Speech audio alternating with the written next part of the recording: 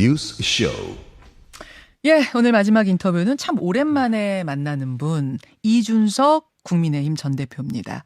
곧 책 출간을 앞두고 이제 공개 활동에 기지개를 편 것 같죠? 지금부터 직접 만나보겠습니다. 어서 오십시오. 예, 안녕하십니까. 근데 이게 제가 뭐 하면은 계속 첫 공개 활동 행보 뭐 이런 거 계속 붙이거든요. 저는 근데 사실 지난 몇 달 동안 축사할 거 하고 다 있었는데 이거 다 했는데 언론이 타이틀 붙이기 나름인 것 같아가지고. 아니 네. 저는 문 열고 들어오시는데 네. 다른 분인 줄 알았어요. 왜? 일단 헤어에 약간 머리에 컬이 들어간 것 같고 헤어스타일이 바뀌셨어요. 아, 그래요? 네. 그리고 저야 뭐 못 느낍니다. 저는 점진적으로 항상. 얼굴 좋아지셨어요. 그 여의도라는 섬이요. 네. 기본적으로 터가 안 좋은 것 같아요. 네. 네. 거기 뭐 아주 그 특히 서여의도 이쪽으로 가면은 네. 음습한 기운이 도는 약간 그런 뭐가 있는 것 같아요. 거기 떠나니까 좀 얼굴이 더 좋아진 거예요? 여의도 떠나니까? 그렇죠. 이제 여의도의 문화를 보면은 이제 사람들이 저한테 왜 대표하면서 이렇게 살이 쪘냐 이렇게 하는 분도 있었는데요. 네. 그 여의도에 가면 식당에 가보면은 이제 방 있는 데서 무조건 점심 먹고 저녁 먹으면서 이렇게 하는 문화가 있거든요. 룸, 그렇죠. 네. 이제 뭐 그렇게 대단한 뭐 기밀 대화를 하는 것도 아닌데 그냥 그런 문화가 있어가지고 가면 또 이제 방값을 받잖아요, 거의. 그렇죠. 방값이라는 게 뭐 가면 기본으로 세트를 시키고 코스를 시켜야 된다. 예. 제가 그리고 어릴 때부터 가정교육 받은 거 음식은 남기지 않는다 이것 때문에 이게 결합되면은 이제 살이 찔 수밖에 없는 구조였죠. 예, 중국 요리 코스로 먹으면서 또 남기지 않으면. 그런 거, 뭐 이런 거 있잖아요. 횟집도 맛으로 먹는 게 아니라 그냥 그 약간 가격을 형성하기 네. 위해서 회가 들어가 있는 메뉴 이런 걸 계속 먹고 이러다 보니까 그럴 수 있지. 그럴 수 있지. 여의도 가면 살이 찝니다. 그래서 원고 지필은 다 마치셨어요? 원고는 제가 사실 한 2달 전에 다 써놨어요. 아, 그런가요? 근데 이제 이 실시간으로 이제 뭔가 자꾸 더 써야 될 상황들이 생기니까 이제 조금씩 추가해. 조금씩 네, 연기가 거고. 되고 있는. 네. 제목은 뭡니까? 제목은 정했는데요. 네. 얼마 전에 제가 어디 가서 한 축사하는 그 제목이 들어 있습니다. 뭐예요? 제목만 좀 알려주세요. 안 알려주죠. 아니, 왜 제목, 네? 제목, 대충. 그 미래에 대해서 얘기를 좀 하려고 합니다. 미래. 네. 아, 보수의 길을 묻다 지난번 고려대학교 강연 제목? 아니요, 그건 아니고. 아, 그거 아니에요? 좀 뭐 출판사도 있으니까 제가 좀 입장을 고려해서. 아, 그래요, 예, 그래요. 예. 아, 미래에 대한 이야기. 언제쯤 나옵니까? 글쎄요, 지금 상황으로 봤을 때는 2월 중에 나오지 않을까라는 생각하고 있고요. 아, 다음 달. 얼마 안 남았네요. 다음 예, 달로 생각을 하고 계시고. 그래요. 정치권에서 이제 한 발 떨어져서 정치권을 보니까 오히려 더 잘 보이죠? 이런 게 요즘 재밌는 것 같아요. 그러니까 보면은 국민의힘의 구성원 중에 보면은 예전에 이제 본인의 권력 욕에 눈이 어두워가지고 이준석 끌어내기 할 때 이제 그거 보면서 한마디씩 못했던 사람들. 제가 요즘 이제 반사라고 말씀드리고 싶습니다. 반사? 이런 거예요. 그러니까 뭐냐면 그때 저랑 이제 예를 들어서 갈등이 있었던 사람들 이제 뭐 그 안에 뭐 용산에 누구도 있었을 것이고 다 있는데 그때 뭐 특이한 점이 있고 제가 우크라이나 간다 했을 때 저는 사실 어느 누구한테도 우크라이나 가지 말라는 소리 들어본 적이 없어요. 그런데 예를 들어서 그 당시에 보면은 언론에다 누가 흘리기를 가지 말라는데 갔다 뭐 이랬잖아요. 그런 얘기 있었죠. 저는 그래서 난 그런 얘기 들은 적 없는데 이렇게 얘기했잖아요. 자, 그럼 공교롭게도 한 6달 지나가서 지금 누가 대자뷰가 떠오르냐면은 저수출산대책 발표를 했더니만은 그거 하지 말라는데 했다 이랬잖아요. 예, 그 사전에 뭐 얘기가 안 된, 예. 근데 도대체 누가 하지 말라고 했다는지는 명확하지 않잖아요. 그리고 나경원 의원 같은 경우에는 왜 이런 반응이 나온지 모르겠다 이런 반응이잖아요. 그러니까 이런 게 이제 아마 제가 겪은 경험이랑 비슷한 경험을 하고 있고요. 아, 나경원 의원이 네. 이준석 대표가 했던 경험과 같은 경험, 네. 반사? 나경원 반사 그런 거예요? 기시감이 있는 거죠. 그래서 기시감. 그래서 이제 보면은 저는 그렇다고 해서 뭐 나경원 대표를 돕고 이럴 건 아니고, 네, 그래서 그냥 예측이 됩니다. 좀 어느 정도. 예. 그래요. 현재 상황이 어떻게 진행될지. 지금 나경원 의원이 사실 뭐 전당대회 최대 변수인 건 맞는데 네. 나경원 전 의원이 겪고 있는 이 과정을 보면서 이준석 전 대표가 지금 나랑 비슷하게 돌아가는구나 이런 생각을 하신다는 거예요? 진행 방식이라는 거죠. 그러니까 저와 놓인 정치적 상황이라든지 아니면 저와 있던 그 갈등과 요소는 다르겠지만은 적어도 이걸 풀어나가는 소위 윤핵관이라고 하는 사람들의 방식이라든지 아니면 그 윤핵관을 지시하는 사람이 있다면 그 사람의 방식이라고 하는 것이 크게 다르지 않을 거다 이렇게 생각합니다. 자, 하나하나 좀 보죠. 네.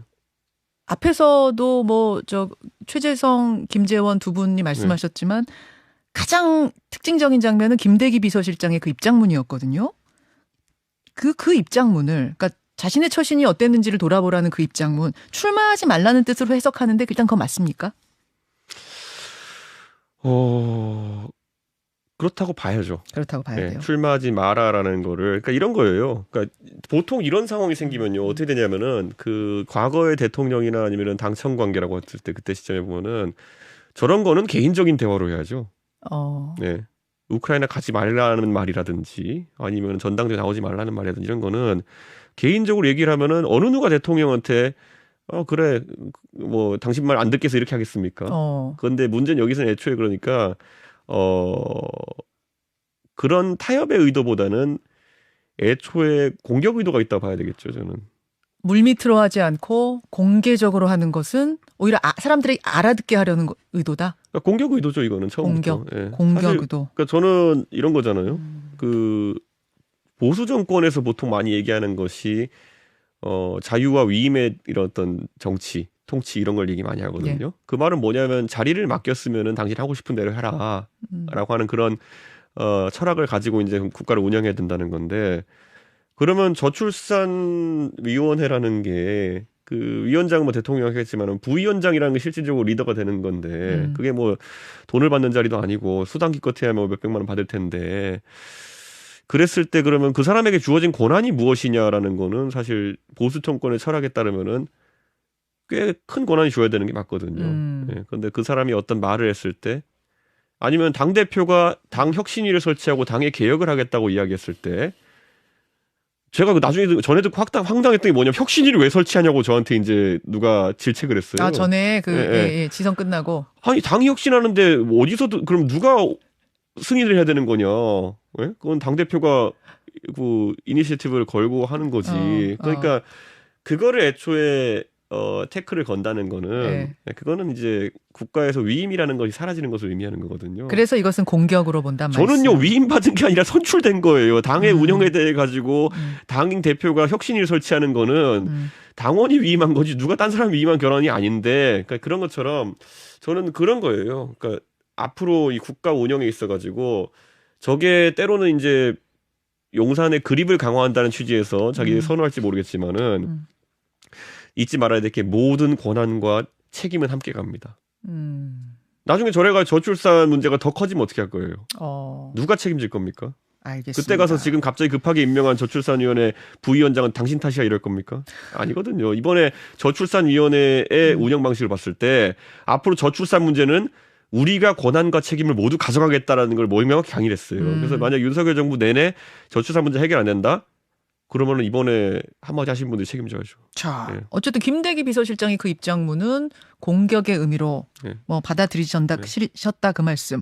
근데 이제 사람들이 어리둥절한 게 뭐냐면 사실 유승민 전 의원이야 뭐 대선 경선 때부터 갈등이 표면화됐으니까 그렇다 치지만 나 의원은 그런 거 없잖아요. 심지어 대학 때부터 친한 사이였다. 사람들이 이렇게 알고 있었는데 갑자기 이런 마찰이 빚어지니까 이게 뭐지? 좀 어리둥절하거든요. 그건 나경원 의원 관점이고요. 네. 아무 일 없었는데 갑자기 나한테 이랬다라는 거는. 그럼 뭐가 있었어요? 두 분 사이에? 여기서도 기시감이 있는 게 뭐냐면요. 저한테 이렇게 공격적인 행태를 윤 의원이 보이고 이렇게 하기 전에 저한테 직접적으로 대통령이 저한테 불쾌감 표시한 지 단 한 번도 없습니다.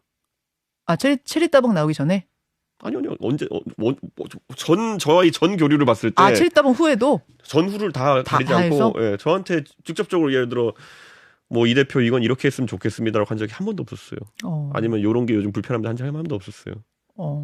만나면 별 문제 없이 대화가 진행되었고, 그리고 뭐 만나서 얘기도 하고, 그랬어도 어떤 내밀한 불편도 한 내용도 안 나왔고, 근데 나중에 가가지고는 뭐 극대노 이런 게 뒤에서 있었다 나오고, 뭐 EXX 저XX 이런 거 나오고, 근데 이게 뭐냐면 저는 나경원 의원에 대해 가지고 본인은 아마 뭐 부부동반 모임 가가지고 뭐는데 아무 일 없었다. 그때만 해도 아무 문제 없었다. 뭐 이런 거는 별로 저한테 큰 의미가 있는 얘기 같지 않아 보여요. 그럼 뭐가 있는 거라고? 예전에 저도 뭐 누가 전해 들은 것도 아니고 예전에 장관 인선이나 이런 거에 대해 가지고 뭐 외교부 장관 인선이나 이런 거에 대해 가지고 나경원 대표가 그걸 희망했는데 굉장히 거기에 대해서 좀 언짢게 생각했다라는 걸 들은 적이 있거든요. 그러니까 저는 이게 잠깐 다시요. 나경원 전 대표가 뭐 어떻게 했는데 어떻게 했다고요?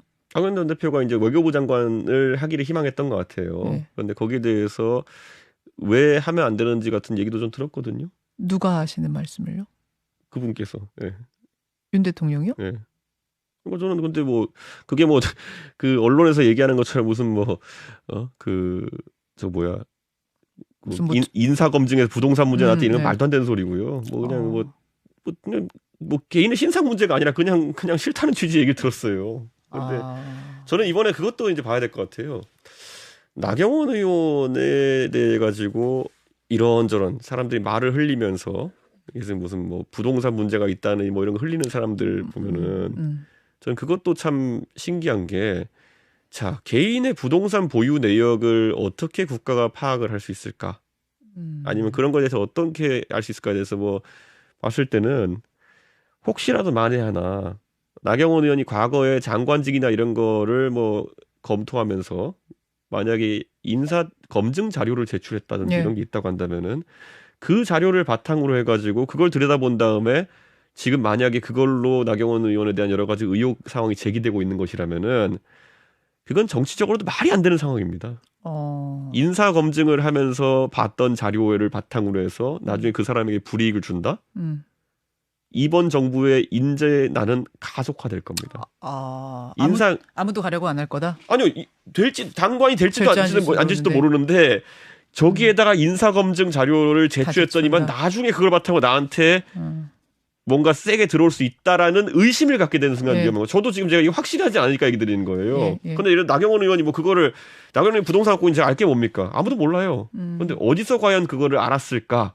뭐 사람이 제보했을 수도 있겠죠. 모릅니다. 그런데 우선 첫 번째로 할 수 있는 의심은 아마 나경원 의원 측에서 그걸 의심할 거라는 거죠. 그러니까 그랬을 때 이제 그러면은 앞으로 윤석열 정부에서 누가 만약에 인사검증을 받겠느냐라고 했을 때 저거 받는다고 해서 내가 장관이 되는 건 아닐 텐데 받았는데 그럼 내 자료를 제출했을 때 저 자료를 가지고 나한테 혹시라도 그 유출되어 가지고 이상한 얘기 들리지 않을까라는 의심하게 되면은 안 가죠. 안 간다.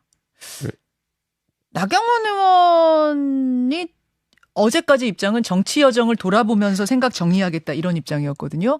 결국 어떤 선택을 하리라 보십니까?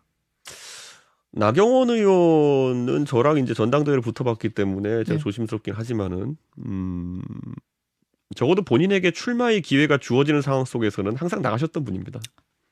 항상 그랬나요? 예전에 바른정당이 만들어질 때도 예. 그때도 이제 탄핵 소위만 찬성파와 반대파로 이제 새누리당이 갈라졌을 때 예. 그때 나경원 의원이 김세현 의원과 김세현 정책위의장 후보와 러닝메이트를 이뤄가지고 원내대표 선거에 마지막에 나갑니다. 근데 거기서 져요. 근데 그때 이제 탈당하고 분당을 하자고 하는 사람들은 원내대표 선거 붙어가지고 져서 탈당하면은 모양새가 안 좋으니까 원내대표 선거를 나가지 말자라고 주장했었어요. 네. 그 당시에 이제 그 당시에서 황영철 의원님이라든지 이런 분들이 그때 그런 이야기 하셨는데 그럼에도 불구하고 나갔단 말이에요. 사실 근데 그때 상황 보면 나가면 안 되는 거였거든요. 그런 네. 상황에서도 나갔었다. 그 뒤에도 누차 원내대표 선거 나가시죠. 예. 네. 그런 것처럼 기회가 주어지면 주변에 만류가 있어 나가는 스타일이거든요. 근데 이번에는 그 만류가 그러니까 나가지 말라는 경고 비슷한 것이 대통령실로부터 사인이 오는데도 이런 거죠. 그러니까 이것도 이제 기시감의 측면에서 이제 보면 되는 게요. 나경원 원내대표도 정치를 오래 하신 분인데 네. 지금 시점에서 본인의 진로에서 불출마 선택 이후에 본인에게 어떤 진로가 있을 것인지에 대해서 예측이 안 될 겁니다. 안 나가면 길이 더 없다. 그러니까 그게 명시적으로 보여야 되는데, 예. 사실 애초에 본인에게 이제 장관이라든지 이런 걸 희망했던 본인에게 저출산위원회 부위원장이라는 자리가 왔을 때부터 본인에 대한 처우가 뭔지를 알았을 겁니다. 이 정권에서 처우? 네, 본인에 대해서 그 어떻게 정도? 생각하는지를 알긴 알았을 겁니다. 예. 뭐라고 해야 될까요? 10을 달라 그랬는데 2를 준 정도 느낌. 네. 아예 안 주거나 해야지 명분이 생기는 건데 2를 준 거는 애매한 상황 만들어 버린 거거든요. 네, 그렇기 때문에 지금도 만약에 본인이 어떤 선택을 했을 때 이제 지금 여기서 본인은 원래 10을 원했었는데 이제 여기서 영을 받으면 차라리 명분이 생기거든요. 예. 근데 나중에 앞으로 이제 2를 받고 이러면 이제 또 이상한 상황 생기는 거예요. 나갈 것 같다고 말씀하셨어요. 근데 계속 지금 기시감에 대한 이야기, 내가 겪었던 것과 비슷한 기시감 얘기하시는데, 그럼 출마 선언을 하면, 네. 나 전 의원이 하면, 그 다음 기시감으로 무슨 일이 벌어질 것 같습니다. 예를 들어, 이준석 대표 계속 뭔가 사인이 오는데 맞부딪히다가, 좀 어려운 상황 됐잖아요. 당원권 정지도 되고, 바로 그것 때문인지 뭔지 여기서 한 모르고. 가지 제가 그 공지사항을 알려드리면은, 네. 당원권 정지 6개월 받은 거로 처음에 이제 거기서 더 이상 추가 징계, 양두구역이니 뭐니 해서 추가 징계 안 했으면요. 저 이미 징계 끝났습니다. 그렇죠. 그러네. 지금 1월 7일, 1월 7일자로 징계 끝났을 거고. 끝났네. 오늘 2월 20. 제가 전당대회 나가고 있었을 겁니다. 나올 생각이었어요? 아니, 그러니까 모르죠. 그런데 제가 봤을 때는, 그러니까 2차 징계라는 것의 목적이 무엇이었는지가 이제 명확하게 드러나는 거죠, 이제. 그러니까 나올 생각이었네. 아니, 나올 수도 있었죠. 못 나올 건 아니었죠. 근데. 지금 그 후보 중에 하나였네. 그리고 여기 추가 징계 더욱 웃긴 게 뭔지 없었으면. 아세요? 전당대회가 3월 8일인가, 이제 결선 투표가 3월 12일이잖아요. 네. 제가 만약에 이거 안 당했으면은 5월 달에 전당대회 했을 겁니다. 그러니까 크게 일정이 차이 나지도 않아요. 그러니까 이 많은 걸 버려가지고 뭘 얻고자 했던 건지도 잘 모르겠습니다. 저는. 자, 이야기 다시 돌려서. 그러면은 기시감의 측면에서 쭉 봤을 때만 나경원 전 의원이 이 상황에서도 나 출마하겠소라고 하면은 그 다음엔 또 무슨 압박이 와요? 뭐 어떻게 될 거라 보세요? 근데 이게 이런 거거든요. 저는 이제 머리가 아프기 시작할 겁니다. 예를 들어서 이걸 기획한 사람이 누군지 모르겠지만, 기획한 사람이 있는지도 모르겠지만은, 그냥 되는 대로 계속 가고 있는 건지 가고 있는 게 아닌가 싶거든요. 자, 처음에 아까 말했던 그거부터 이준석이가 다시 나오면 안 되니까 우선 이준석이 징계 한번 더 때리고, 그 다음에 유승민이 나오면 안 되니까, 유승민이 이제 당원 100% 만들어서 한번 주저앉히려고 하고, 룰 바꾸고. 네, 그 다음에 이제 나경원이 나오면은 안 되니까 또 이제 계속 이렇게 때리고, 자, 이제 그러면 제가 지난번에 이제 나경원 의원 때리기 시작할 때 제가 페이스북에 한번 올린 게 있었어요. 결선 투표에서 이제 당신들이 만들어 놓은 제도 때문에 이제 골치 아플 거다. 이걸 이렇게 보시면 돼요. 결선 투표 가가지고는 1대1 구도에서는요. 정말 아무도 모르는 겁니다. 그랬다 예를 들어 만약에 나경원 의원을 완전 주저앉히고 안철수 대표가 올라가는 상황이 되게 되면요. 네. 그것도 모르는 겁니다. 이제 보면은. 김기현 대 안철수 구도가 되면 그때 아무도 모른다. 이렇게 보시면 돼요. 지금 이제 각종 여론조사에서 나오는 것들은 보면은 네. 이런 거예요. 윤석열 대통령에 대한 그 지지율 조사를 예를 들어서 여론조사로 한다 그러면은 대한민국 윤석열 모르는 사람 없거든요. 그리고 대통령에 관심 없는 사람 없거든요. 그럼요. 그러면은 긍정 부정이 꽤 정확하게 나와요. 그런데 이 전당대 여론조사 같은 경우에는 우선 잘 몰라요. 이거는 여론조사 할 것도 없이 오늘 저녁에 만약 식당 가시는 분들 있으면요. 식당 가가지고 주변에 이제 서빙하시는 분이나 아니면 같이 식당에 있는 분들한테 혹시 누구누구 이번에 전당대회 후보 아십니까? 그러면은 되게 이상한 눈빛 쳐다볼 거예요. 그런가요? 하긴 우리 시사 프로그램 보시는 정치 고관여층 아니면은 잘 모르실 수도 그렇죠. 있죠. 물론 당원들 같은 경우에는 거의 대부분 알겠죠. 그런데 이제 당원 여론조사에서 당원이 그러면 여론조사 잡힐 비율이 얼마 되느냐. 대한민국 지지층에 비해 그기 때문에 제가 이렇게 말씀드릴게요. 제가 전당대회 나왔을 때 제가 마지막에 국민의힘 지지층에서 여론조사에서 한 53%까지 54%까지 받은 적이 있거든요. 네. 실제 전당대회 당원 투표 들어가면 제가 한 37% 이렇게 나왔었어요. 당 지지층 조사와 당원 투표는 다르다. 굉장히 오차범위 큰 게 뭐냐면은 당원에는 덩어리표도 있고 그리고 기본적으로 당원 여론조사로는 지지층 여론조사는 샘플링이 잘 안 돼요. 자, 네. 이준석 전 대표. 저희가 네. 앞에 말이 좀 길어지면서 여러분 들으셨다시피 말이 길어지면서 이준석 대표한테 주어진 시간을 좀 초과해서 앞에 진행을 하는 바람에 지금 끝나야 될 시간이 됐어요. 네. 그런데 지금 본인 얘기 하나도 못했잖아요. 네. 오늘 출연했는데 그래서 유튜브로 조금 더 이어가도록 하겠습니다. 네. 일단 본방송은 여기서 인사드려야겠네요. 고맙습니다. 예, 김현정의 뉴스쇼 1월 20일 금요일 순서 함께 하셨는데요. 그 사이에 속보가 하나 들어왔네요. 영화배우 윤정희 씨가 알츠하이머 투병 중에 별세하셨다는 소식이 지금 막 들어왔습니다. 향년 79세의 나이로 79세의 나이로 오늘 별세하셨던 세상을 떠났다는 소식이 지금 들어왔습니다. 깊은 애도를 표하면서 뉴스쇼 속보가 또 하나 들어왔군요. 강남 구룡마을에 또 큰 불이 났습니다. 아직 인명피해는 집계되진 않고 있습니다만 아직 인명피해 상황은 없는 것으로 하지만 상황을 예의주시하고 있다는 것 전해드리면서 저는 인사드리고요. 설 특집 월요일에 다시 뵙죠. 고맙습니다.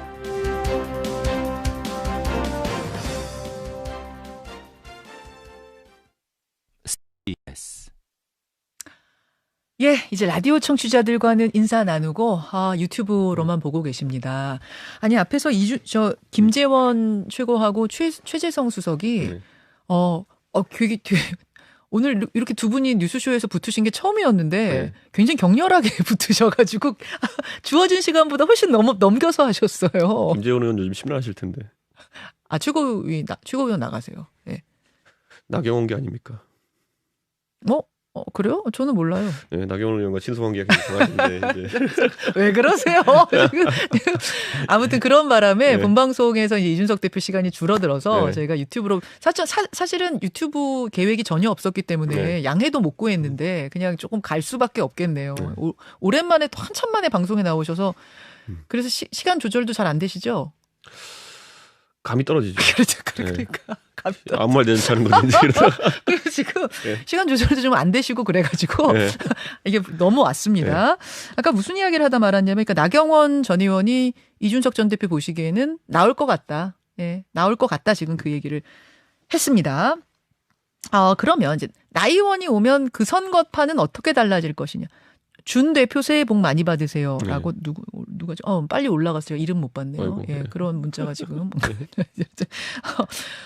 그러면 이제 판이 어떻게 바뀔 것이냐. 그 다음 구도를 좀 본다. 일단 여론조사를 보면 김기현 의원이 1위로 우뚝 올라섰습니다. 굉장히 빠른 시간 안에 오늘 요거 아까 본방송에서 소개해드렸었죠. 미디어 트리뷴 의뢰로 리얼미터 조사인데 이 조사 말고도 최근에 나온 다른 조사에서 다 김기현 의원이 1위로 쭉 올라선 상태. 이런 상태거든요. 판을 어떻게 보세요? 지난 전당대회 이쯤 되는 시점에 1위가 누구였냐면 나경원 의원이었고요.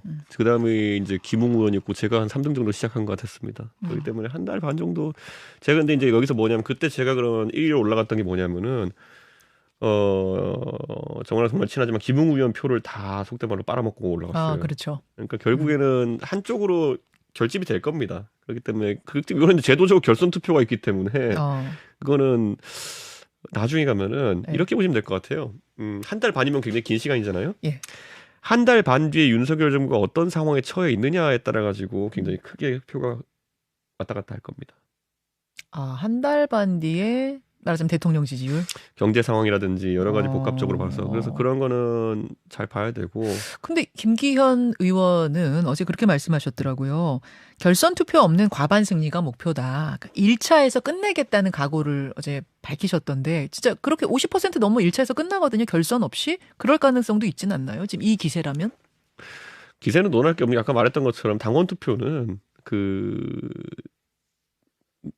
당원 지지층 샘플링과는 아주 다릅니다. 그게. 그렇기 때문에 제 전당대회 때 찾아보시면 굉장히 부정확했어요. 그래요. 그때 보시면 저는 제가 여론 지지율이 높았다고 알려져 있는데요. 제 여론 지지율보다 국민의힘 지지층 지지율이 훨씬 높았어요. 여론조사에 사전 여론조사에서. 그러니까 그게 저도 그거 보면서 내가 당원도 크게 이기겠군 이렇게 생각하고 있었거든요. 아무 의미 없는 얘기입니다. 아무 의미 없어요. 그러면 자 판 읽기 전에 그럼 요 말씀에 대한 설명부터 좀 해주세요. 장성철 소장이 얼마 전에 출연하셔가지고 이준석 대표랑 톡을 했는데 이런 얘기를 하시더라. 지금 80만 당원 숫자는 알려져 있지만 그 이상의 구체적 정보가 공개가 안 돼 있는데 아마 그것 열어보면 까무라칠 거다. 이런 이야기 하셨어요? 네. 그건 무슨 의미입니까? 그거는 이제 보면은 당원에 이제 그 가입하게 된 동기나 이런 것들에 대해 가지고 보시면은 당협별로 이제 상황이 좀 파악이 되고 있는데 실제로 덩어리 표가 그렇게 들어오기는 좀 어려운 구조였다라고 이제 보는 게 이거예요. 대선 때 이제 만약에 홍준표 그 시장은 맨날 하고 다니는 얘기가 자기가 뭐 특정 종교 집단에 11만 표가 들어와가지고 자기가 졌다 이런 얘기 하시거든요. 그런데 만약에 그게 사실이라 그러면은 지난 대선 경선이 재작년 11월이었거든요. 그럼 보통 그렇게 들어오신 분들은 경선이 끝나면 당원을 바로 뺍니다. 이게 왜냐면은 예를 특정 종교 집단이 무한한 사람을 가진 게 아니에요. 그렇기 때문에 선거 시즌이 끝나면 빼야 돼요. 그래야 다음 시즌에 또 넣겠다고 장사를 할 수가 있어요. 그렇기 때문에 보통 빠졌을 겁니다. 그럼 빠졌으면은 11월이 지나서 한 12월쯤 빠졌다 치면은 이번에 투표권이 없습니다. 1년이 지났기 때문에. 예. 책임당원이 아니거든요. 예. 그렇기 때문에 그런 게 어떻게 되는지도 변수를 봐야 되는 것이고 예. 젊은 층이 들어온 사람들은 보통 온라인 다운 가입을 통해 가지고 들어오기 때문에 유출이 거의 안 됩니다.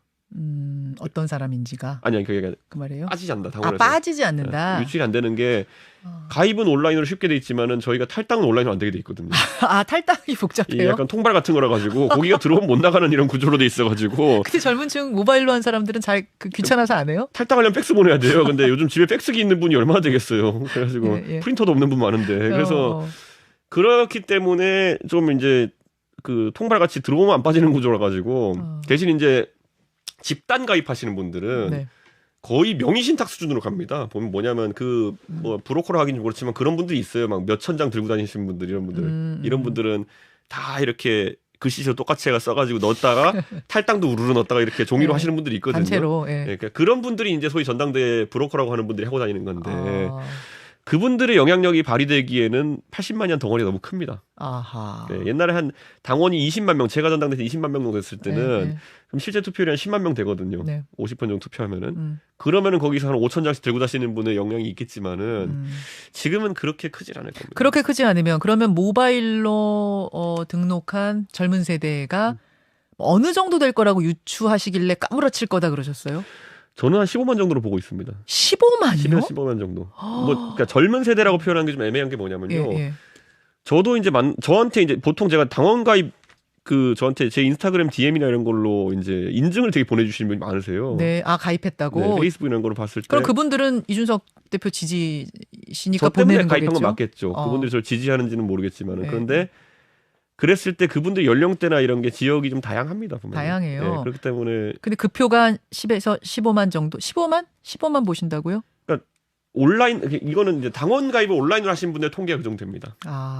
근데 그분들이 다 뭐 제가 좋아서 온 분은 아닐 수도 있겠고 하겠지만요. 적어도 그 정도 통계는 있습니다. 예. 그러면 80만 당원 중에 80만이 다 투표할 건 아니고 전당대회에서 그 말씀하신 그 성격을 알 수 없는 그분들이 얼마나 투표하고 거기에 따라서 변수가 될 수 있다 이런 말씀이세요? 그렇다 보고 대신 이제 이런 거거든요. 이 젊은 투표층 또는 약간 개혁 성향을 가진 투표층 같은 경우에는 지령 체계가 없어요. 지령. 네. 지령 체계라고 하면 예를 들어서 누구 찍자 쫙 이런 거. 예를 들어 어떤 특정 종교 집단에서 만약 할 만한 것들 그런 것들이 없어요. 그렇기 때문에 되게 주체적인 생각을 하기 때문에 후보들도 아마 그럴 염두에 두고 움직여야 될 겁니다. 네. 주체적인 생각을 하는 개혁 성향의 한 15만 정도의 그 표를 정도는 있다고 보는데 이분들은 적극적이기도 합니까? 이분들이 이제 모바일로 이제 했다는 거는 대리 가입은 아니거든요. 모바일을 대리 가입시켜주려면 핸드폰을 주고 해야 되는데 안 되잖아요. 그러니까 본인 자발적 가입이기 때문에 자발적 투표율도 높을 것이다라고 보고 있는데 대신 이제 이건 있습니다. 이제 보면은 아예 정치 자체에 대해 가지고 환멸을 느끼는 사람들은 많아질 수 있습니다. 그렇기 때문에 이번에 만약에 그런 후보들이 있다 그러면 선명한 메시지를 내야 될 거예요. 아니 근데 까무라칠 거다 그 앞에 뭐라고 하셨냐면 윤핵관이 구상하는 시나리오대로 안 갈 거다. 투표함 열어보고 까무라칠 거다. 제가 뭐 장석철 소장한테 그렇게 많은 말을 했던 것 같진 않은데 뭐 무슨 말인지 잘 기억도 안 나는데 좀 양념을 친 건가? 양념은 아니겠지만 뭐 별로 그렇게 뭐 의미 있는 뭐 폭로라거나 이럴 일도 전혀 아니었는데 그냥 일상적인 대화에서 열어보면 놀랄 거예요 뭐 이런 얘기 했던 것 같은데 놀랄 거예요.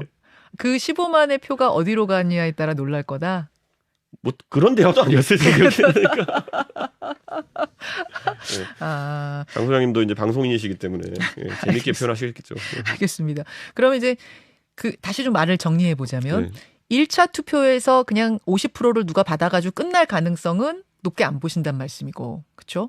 아니 지금 저는 후보군이 누군지도 잘 모르겠어요. 지금 예를 들어 유승민 의원이 참여했을 때 표심 여부라든지, 그러니까 이런 거거든요. 만약에 저를 지지하는 표가 있다고 한다면은 제가 아무도 손 안 들고 가만히 있으면 대부분 아마 유승민 의원과 정책적 결이 비슷하다 생각으로 갈 겁니다. 근데 만약에 유승민 의원이 뭐 다른 행보를 한다. 그럼 그 표가 어디로 갈지 모릅니다. 그건 아무도. 그렇기 때문에 후보군이 정해지고 나면은 1차 컷오프.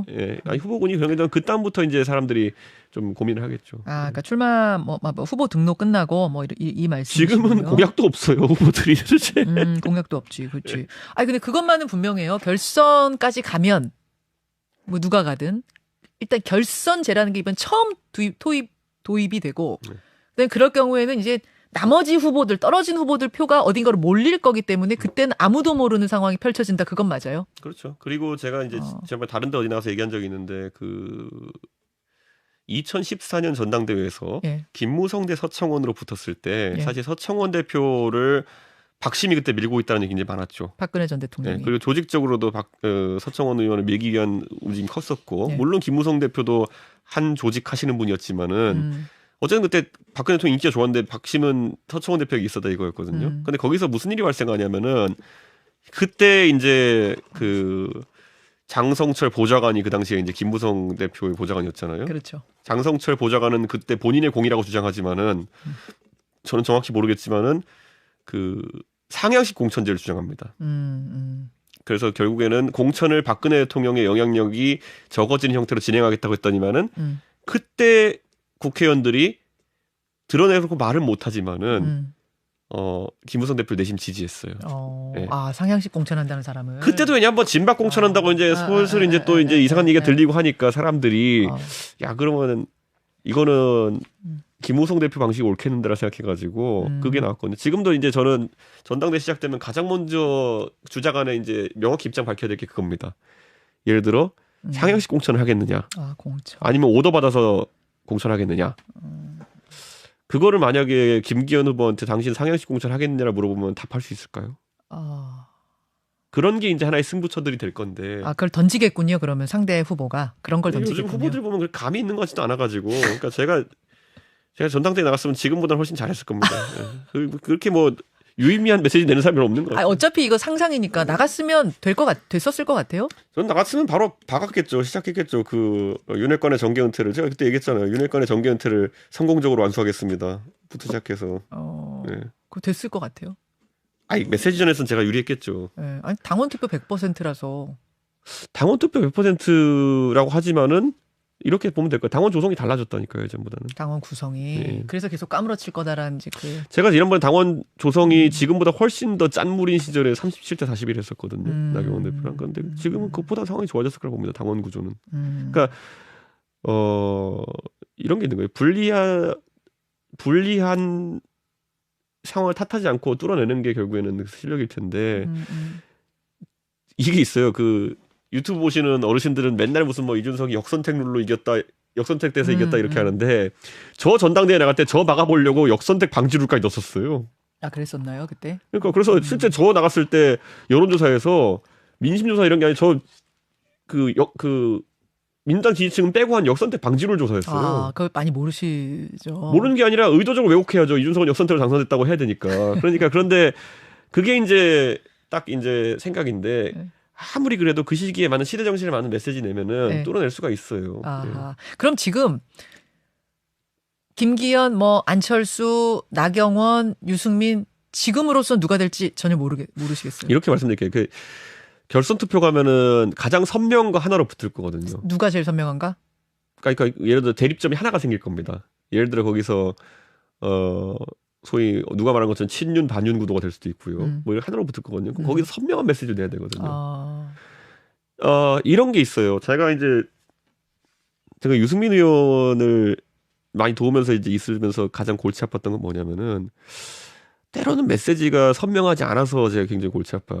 유승민 의원의 정책적 메시지는 굉장히 선명한 분이거든요. 그런데 정치적으로는 왜 이렇게 우왕좌왕하나 싶을 때가 몇 번 있었어요. 예를 들어 이런 거. 예전에 박근혜 대통령이 유승민 의원 공천을 주지 않기 위해 가지고 뭐 이렇게 유승민 잘라라 이래가지고 그때 유승민은 무소속 나가고 김무성 대표는 뭐 도장론하고 이랬다고 하는 적이 있었잖아요. 그러면 그때 제가 봤을 때 유승민은 선명하게 갔었어야 돼요. 어떻게요?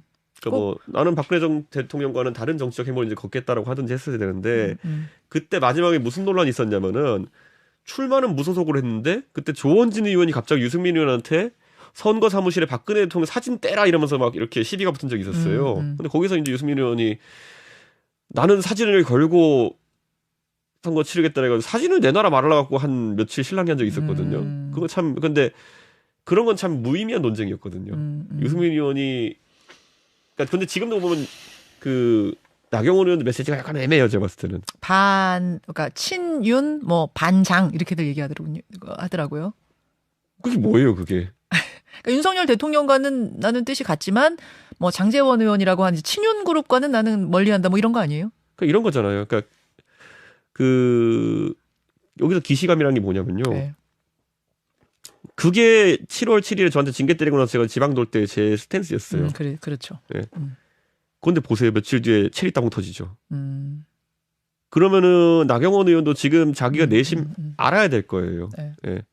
장제원 의원이 주체인지 수단인지 도구인지 아니면은 뭔지를 봐야 되는 거거든요. 아하. 그런 식의 애매한 스탠스는 깨지기가 쉽다. 한 그러니까 방에. 이런 거잖아요. 그러니까 나경원 의원이 만약에 진짜 대통령과 진짜 척지기 싫다 그러면은 아무 말도 안 해도 돼요. 근데 지금 나온 메시지는 뭐냐면은 반유는 절대 안 될 것. 누가 물어봤나요? 예, 아니거든요. 그러니까 그거는 이제 본인이 알아서 셀프로 이제 특이한 지점에 이제 본인 놓은 거죠. 근데 그걸 할 수 있을까요? 그러니까 더 선명하게 비윤 반윤의 길을 나경원 의원이 그렇게 선명하게 걸고 갈 수 있을까요?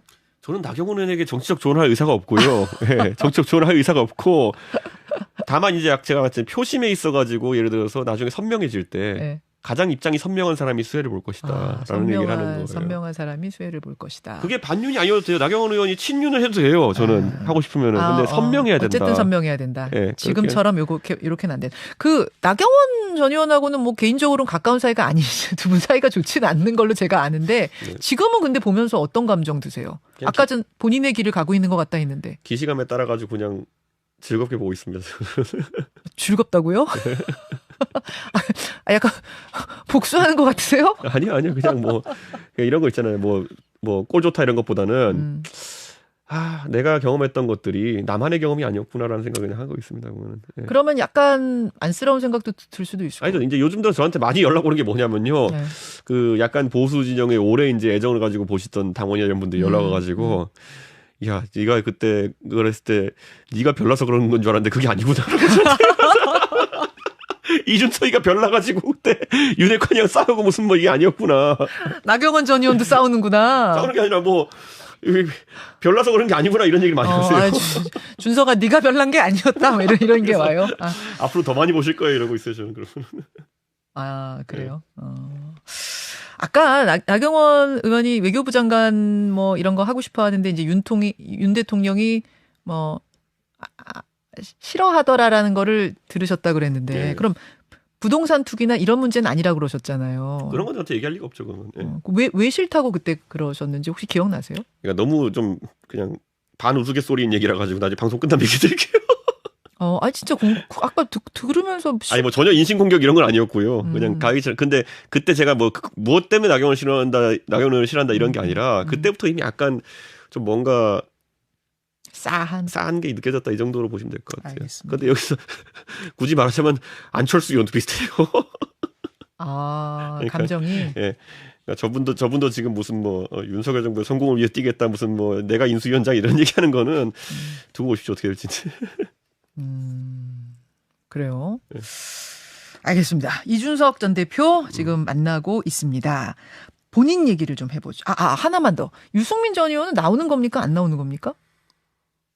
나와야죠. 안 나오면 뭐 하겠습니까? 근데 지금 행보를 보면 안 나오는 행보 아니에요?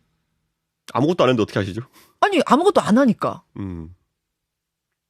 사실 저도 그 부분이 이제 유승민 의원의 행보에서 매번 제가 유승민 의원과 정치적 견해를 같이 하는 시기 동안 항상 저랑은 그런 타이밍이나 이런 게 많이 다르기 때문에 예, 이제 항상 스타일도 다르. 예, 그래서 이제 좀 골치 아픈데 근데 사람 나이 60 넘어서 안 바뀐다는 걸 저는 정치권에서 많이 체감했기 때문에 예.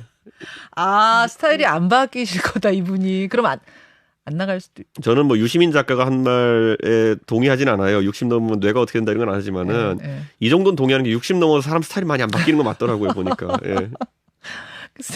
그러면 이제 유승민 전 의원 또 고민 많이 하시다 결국 안 나가겠구나 쪽으로 지금 보고 계시는군요. 아니요, 그렇진 않은데요. 나갈 것 그 얘기 같은데요. 아니었어요? 그 얘기 하려는 거 아니었어요? 그러니까 제가 이런 얘기 하잖아요. 네. 예전에 안철수 의원이 네. 서울시장 선거 끝나고 나서 예. 저는 대선 생각이 없습니다. 그래서 제가 이제 방송 나와서 뭐라 그랬냐면은 특유의 합법으로 방금 전에 대선 출마 선언하신 거다 이랬거든요. 예.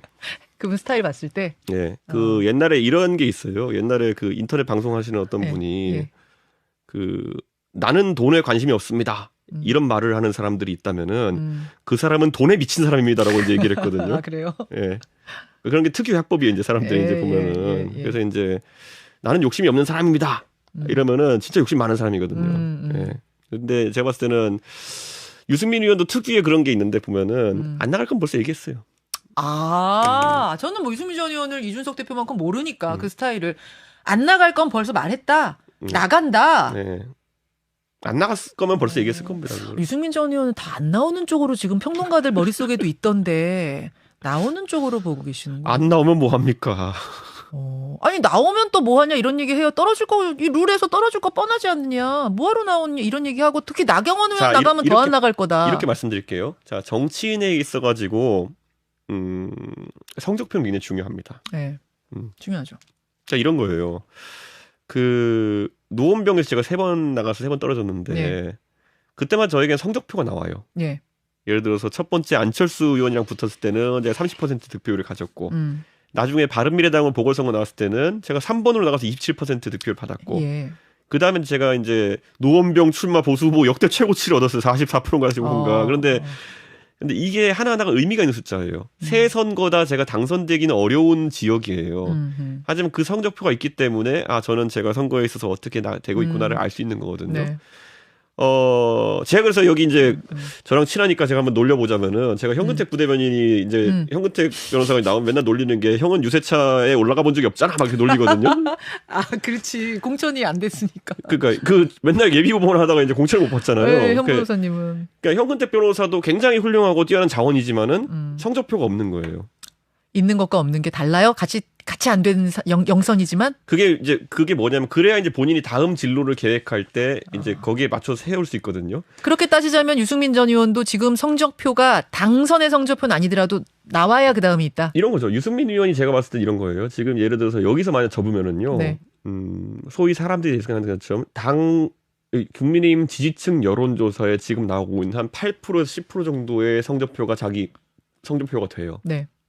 저는 나오게 되면은 본인이 잘하면은 그것보다 훨씬 많이 얻을 수 있다 보면 당원 득표를. 지금 여론조사보다 많이 나올 거다? 예, 그러니까 그렇게 잘하면은 제가 아까 말했잖아요. 메시지가 정확하다면은. 예, 당원들이 별로 안 지지하는 줄 알았는데 아까 그 15만의 알 수 없는 그 성향의 이렇게 말씀드릴게요. 당원층. 그런 것보다 예전에 아까 제가 당원표가 제가 네, 지지층 조사에서는 53% 이렇게 나왔는데 실제로는 37% 정도 득표했다 그러잖아요. 예. 그럼 그 중에 상당수가 어디로 갔냐면은 주호영 대표님한테 갔어요. 예. 그러니까 주호영 대표님이 당연히 그 당시에 대구 경북 지역에서 오래 활동하셨고 하기 때문에 큰 표들이 있었고 했기 때문에 된 걸 텐데 주호영 대표는 여론조사상으로는 거의 굉장히 이상한 수치가 나왔거든요. 그러니까 지금 유승민 의원 나온 정도 나왔어요. 근데 실제 들어가면은 그것보다 많이 나옵니다. 그렇군요. 그게 주호영 대표 그래서 주호영 대표 아직까지 대구 경북 지역에서 영향이 있구나 해서 그게 그 선거 이후에 이제 본인의 영향이 유지되는 거거든요. 유승민 의원이 만약 여기서 접으면은요 나중에 다음 도전 행보를 할 때 지금 그 수치가 기준점이 됩니다. 그러니까 그걸 보셔야 돼요. 그리고 빵이 된다. 빵 프로. 안 나오면 빵인 거니까. 아니면 보통 사람들이 지금 7, 8, 10 이런 나오는 걸로 저 정도가 이제 세력이구나 생각할 여론조사. 거예요. 오케이. 그러니까 무조건 그거는 성적표를 받아들여야 되는 그런 기초입니다. 나올 것 같다예요? 아니면 혹시 나온다는 얘기 들으셨어요? 제가 상의를 안 해요. 네. 왜 안 해요? 저는 제가 가끔가다 이제 제가 얘기할 게 있으면 그냥 김웅 의원 정도한테만 어쩐데요 이렇게 얘기하지 제가 유승민 의원한테 꼬치꼬치 얘기를 안 하는 게 뭐냐면은 사람 안 바뀌거든요. 안 듣는구나. 나이 60 넘으면 안 바뀌거든요. 오케이, 알겠습니다. 이준석 전 대표 본인 얘기로 이제 가겠습니다. 얼마 전 고려대 강연에서 계획을 묻는 질문에 총선에 나가서 3번 졌으니 4번째는 꼭 이겨야 한다 그러셨죠. 예. 근데 이기려면 우선 공천부터 받아야 되잖아요. 지금 당 분위기로 봐서 공천 줄 것 같습니까? 솔직히? 저는 이런 거죠. 공천을 주고 안 주고 이전에 해가지고 그건 자기들이 결정한 게 아니에요. 그거는. 아니 자기들 결정할 게 아니라니요? 예를 들어 이런 거잖아요. 지난 총선 때 김영호 국회의장이 공천하면서 예. 누구부터 잘랐는지 혹시 기억나세요? 누구부터 잘랐어요? 권성동, 윤상현. 아, 그때 그랬었나요? 네. 처음에? 네. 그런 게 이제 왜 그렇게 되냐면요. 각자 이제 진영을 대표하는 이제 그런 인사들이었는데 나중에 저는 수도권 선거를 앞두고 그 보수 정당이 그렇게 유리한 선거를 치러본 적이 없어요. 네. 2008년 이후로. 그렇죠. 그렇기 때문에 나중에 가면은 가장 대표적인 사람 몇부터 날립니다. 네. 오히려 핵심에 있는 누가 공천관리위원장이 되든지 간에. 그건 이제 이미지를 바꿔봐야 되기 때문에 네. 그 전에 가장 중요한 게 뭐냐면은 그러면 누가 가장 지금 앞서가지고 이런 난동을 부리느냐 이런 게 되게 중요할 거예요. 그렇게 보세요. 국민들이 봤을 때 저 사람 잘라라고 이제 지목하는 순간 이제 도편 추방제 비슷하게 가거든요. 그러면 이제 잘 봐야 돼요. 이제 지금 오히려 득세한다고 하는 분들이 나중에 굉장히 눈꼴 사나운 일을 겪을 겁니다. 그렇게도 보세요. 지금 우리 청취자 네. 이상민님이 네. 굉장히 많은 응원 문자가 지금 올라오고 있는데 이상민님은 아유 대표님 공천 안 줄 거예요. 그 이상민이겠지. 저 성대모사는 이상민. 물론. 아니 공천 못 받으실 것 같다는 이런 문자 꽤 많이 주겠느냐. 뭐 근데 이런. 제가 지금 미리 고민 안 하는 이유가 뭐냐면요. 네. 지금 그 홍준표 대표 공천 못 받았잖아요. 예. 예, 지난번에 선거에서 무소속으로 나갔죠. 그래서 한 3군데 돌다가 나가도 됐잖아요. 그러니까 뭐 그 인지도가 있고 이렇게 한 사람들은 그 동철 주고 말고의 문제가 아닐 겁니다. 이번 지선 말씀하시는 거군요. 아니 지선 때? 지선 때 말고 그 지난주 국회의원 선거 때. 국회의원 선거 때. 홍준표 대표 처음에 공천 안 된다 그래가지고 저 뭐야 그랬었지. 예. 양산 갔다가 무슨 뭐 그 창녕 간다고 했다가 그다음에 대구에 가가지고 이제 했잖아요. 이제 당선되고 복당했죠. 예. 제가 말한 건 제가 뭐 그러겠다는 건 아니고요. 그러니까 그거는 나중에 가서 제가 정치적으로 얼마나 쓰임이 있고 이거에 따라 국민들이 결정하는 거지. 네. 거꾸로일 수도 있어요. 공천 주겠다는 제가 안 받을 수 있어요. 뭐 그거는 부당하게 제가. 그럼 분명한 건 반드시 이번 총선 나갑니까? 나가야죠. 예. 혹시 만약입니다만 끝내 당이 주지 않으면 어떡하실 거예요? 그건 그때 가서 판단해야지. 미리 고민할 이유가 뭐 있습니까? 하지만 무조건 나간다. 이것만은 분명합니까? 나가야죠. 예. 예, 그렇군요. 그러면은 선택지의 마지막 순서쯤에는 신당 창당도 들어 있을 수밖에 없네요. 그거는 고민해 본 적이 없고요. 근데 그것뿐만이 어떤 것도 고민해 본 적이 없습니다. 그거에 대해서는. 예, 다만 나간다는 것만은 분명한 그렇죠. 그 의지만은 분명하다. 근데 지금 검찰이 들고 있는 사건이 하나 있잖아요. 네. 무고 혐의. 네. 지금 경찰이 이제 무고죄 기소 의견으로 검찰로 보냈는데 네. 그게 지난해 10월인데 아직도 이제 들고 있는 상황. 예. 그거는 어떻게 영향을 주지 않을까요? 상황에. 저수사 한 분 승진하셨던데 축하드립니다. 그래요. 네. 경찰. 네. 예. 그리고 이게 있어요. 저는 검찰에서 저한테 아무 연락도 없습니다. 지금 벌써 그때가 10월이고 지금 1월인데. 네. 그래서 뭐 모릅니다. 어떻게 될지는. 그래요. 네. 이게 좀 사실 좀 이례적으로 길어지는 느낌이에요. 네. 가타부터 결론이 안 나는. 네. 길게 가다가 마지막에 영향을 주는 상황이 벌어지거나 이러면. 그런 건 일정을 정치적으로 선택한 거겠죠. 그러면은. 네. 그러니까 저는 그러면 뭐 그건 그때 발생하면 또 그렇게 또 그때 대처하는 거지 미리 고민할 필요가 없어요. 그러니까, 네. 하여튼 나간다는 의지만큼은 네. 분명하다. 그런 말씀. 네. 시간이 제가 아까 10분 말씀드렸는데 네. 훌쩍 지금 지나버렸는데 다음 프로그램이 있어서 네. 진짜로 끝내야 된다. 네. 오케이. 이재명 대표 얘기를 지금 하려고 그랬었는데. 네. 그럼 진짜 1분만 민주당 상황을 어떻게 보시는가 지금 돌아가는 상황. 결국에는 이재명 대표가 만약 많은 사람들이 예상한 대로 뭐 검찰의 강한 수사를 받게 될 경우에 그러면 이재명 대표가 정치적으로 뭐 내가 봤을 땐 재판 때까지 봐야겠지만은 일시적으로 영향력을 상실했을 때 이재명 대표의 정치적 다잉 메시지가 중요할 거다. 다잉 메시지? 정치적으로 잠시 죽어 있을 때 네. 그때 이재명 대표가 어떤 리더십이 자기 뒤에 있으면 좋겠다라는 의사를 밝힐 겁니다. 공개적으로는 아닐 테고 아마 측근들 중에 좀 마음이 통하는 분들한테 이분을 좀 옹립하는 게 어떨까라는 얘기를 할 겁니다. 포스트 이재명에 대해서 근데 사인을 줄 거다. 그게 굉장히 클 겁니다. 저는 지금 민주당에 있어가지고 저는 이낙연 대표가 복귀하는 일은 없을 거라 보고요. 예. 왜요? 그 이재명 대표에 대한 수사가 이제 진행돼 가지고 그 이런 민주당의 내분 상황에 그 좀 곤란한 상황이 왔다 그러면은 이낙연 대표도 지금 이제 뭐 외국에 공부하고 계시지만은 그 아직까지 희한한 게 라임 옵티머스 이런 건에 대해서 수사가 제대로 진행되지 않고 있어요. 그러면은 그때 이제 뭐 복사기가 어쨌니 해서 이제 막 나왔었잖아요, 보면은. 이낙연 대표가 뭐 문제가 있냐 없냐 역시 민주당 지지층 내에서 그런 찝찝함이 존재하는 상황 속에서 다시 그런 검찰에 영향이 미칠 수 있는 곳에 당의 운명을 맡기자는 거는 이낙연 대표가 잘못이 있다 없다 문제가 아니에요. 그 리스크를 인지할 거라는 생각이 좀 들어가지고 그거는 좀 어렵지 않을까 하는 생각을 합니다. 그렇게 보시고 이재명 대표가 다음 말하자면 뭐 이건 해석의 은유입니다만 후계자 같은 사람을 누구로 메시지를 전하느냐가 되게 중요한 포인트가 될 거다. 아마 그리고 그 후계자라는 그거 좀 이상한 표현이긴 하지만은 지지자 뭐라고 해야 되지? 적어도 바로 정치적으로 이제 수사를 받고 있는 자기를 버리지 않을 만한 사람과의 타협을 한번 볼 겁니다. 예. 근데 반대 또 비명계에서는 다른 구심점을 찾지 않겠어요? 그렇게 되면? 그러니까 그런 거죠. 근데 합의가 안 되면은 사실 좀 골치 아픈 거거든요. 그러니까 그 적절한 타협의 지점. 이재명 대표 입장에서도 나의 뒤통수를 바로 치지 않을 것 같은 사람. 그리고 비명계에서도 근데 공천 갖고는 뭐 예를 들어 장난 안 칠 것 같은 사람 뭐 이 정도 타협점이 만들어지지 않을까 해서 제가 이름이 떠오르는 인물이 있긴 한데 누구요? 예, 그분한테 뭐 묻히지 않기 위해 가지고 제가 비밀로 하겠습니다. 예. 누구지? 예? 아 되게 궁금해지네. 박씨는 아니죠? 예? 책에 써놨어요. 한번 책 사실 거예요? 아 박씨 아니 박씨예요? 박지현 아니에요. 아 박씨 박지현 성씨가 성씨. 아 그분 아니구나 그러면. 박홍근? 아니. 예, 아닐 겁니다. 박지원 원장 같은 분 아니죠? 전 아닐 거라 보는데. 그럼 누구지? 아 되게 궁금해지네. 누구를 생각하시는 건가? 물론 이준석 전 대표가 생각한다고 그 사람이 되는 건 아니지만. 제가 하면 안 될 것 같아가지고 그분에게. 자, 이제 다음 프로그램이 이 자리에 들어와서 또 방송을 해야 돼서 댓글쇼가 준비되어 있거든요. 여러분 댓글쇼 하시면 되고 오늘 이준석 전 대표 정말 오랜만에 뭐 거의 한 반년 만에 방송 출연하셔가지고 조금 긴 시간 이야기 들었습니다. 함께해 주셔서 고맙습니다. 네, 감사합니다. 여러분 이제 가만히 계시면 저희가 댓글쇼 방으로 옮겨드리고요. 한 1분 지났는데도 방이 안 옮겨진다 하면은 찾아 들어오시면 됩니다. 댓글쇼 방으로요. 전 여기서 인사드릴게요. 고맙습니다.